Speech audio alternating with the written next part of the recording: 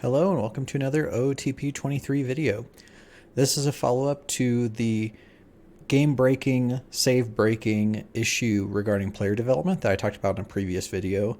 You may have gotten to this one from the comments on there or the description, so hopefully you're a little familiar with that, or if you've just been playing for the last week or two, you probably are already familiar with this, where basically within the draft, within international free agents, within your minor league system, player development was broken. Players were developing way too quickly, and especially for pitchers, in my experience, you would see really crazy numbers come out for their ratings, like going into like 500 stuff.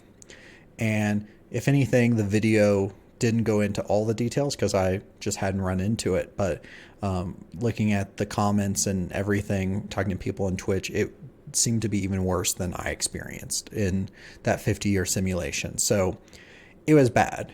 And this morning, this is May 3rd, 2022, the first real patch for OOTP 23 came out, enabled perfect team. That's super exciting, but I think a bigger deal for those of us who play the main game is that this player development bug seems to be fixed.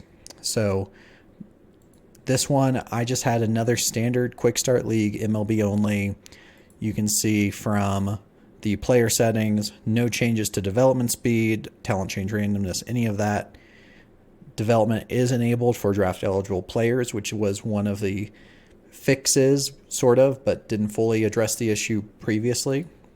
But otherwise, the only real change is that I wanted to see everybody's ratings 1 to 100 and go above the maximum, just to show you what the stats look like. So if you remember, we saw a lot of pitchers with 250 plus stuff, and they weren't even the best in the league, which is just insane. So this is now 50 years in the future.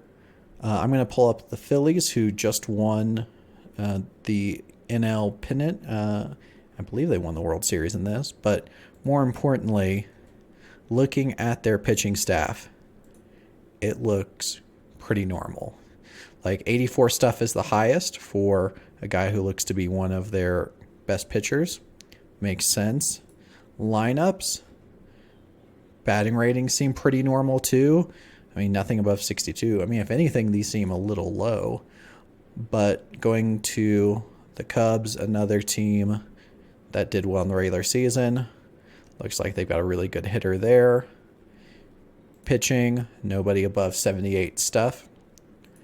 And then finally for this one, I'll show the Padres, another, division winner, 76 stuff. So I'm going to keep this one short and sweet, but I looked at multiple teams, more players.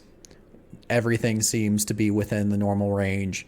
And although I haven't done any testing on any of the other fixes and things, which if you've played around or watched on Twitch, there's definitely been a lot of random bugs that I've never seen before in previous versions.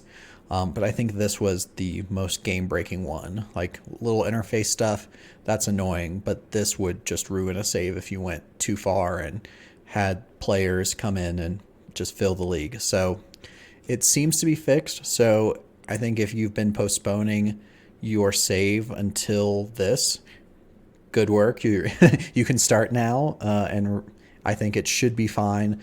Like I said, this is 50 years in the future. I haven't seen anything that looks out of the ordinary from a player development standpoint.